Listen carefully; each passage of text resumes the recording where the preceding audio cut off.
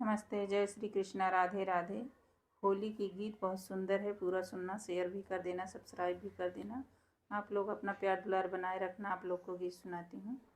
अंगनैया में पलंगा बिछाऊ ननदी, आयल महीना फागुनी का।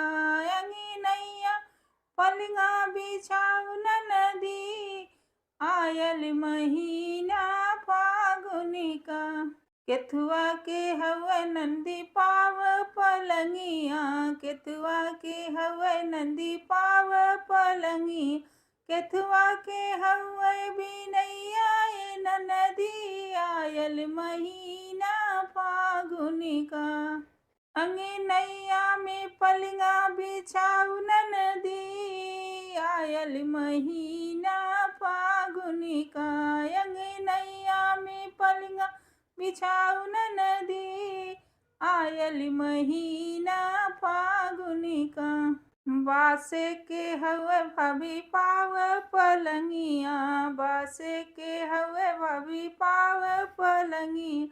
रेशम के हवे बिनैया ए भाभी, आयल महीना फागुनी का। रेशम के हवे बिनैया ए भाभी, आयल महीना फागुनी का। अंगनैया में पलंगा बिछाऊ ननदी, आयल महीना फागुनी का। बैठत की टूटे नंदी पाव पलंगिया, बैठत की टूटे नंदी पाव पलंगी। सूतत की टूटे बिनैया ए ननदी, आयल महीना फागुनी का। सूतत की टूटे बिनैया ए ननदी, आयल महीना फागुनी का।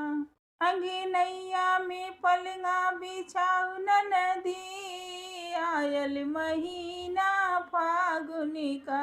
अंगनैया में पलंगा बिछाऊ ननदी, आयल महीना फागुनी का।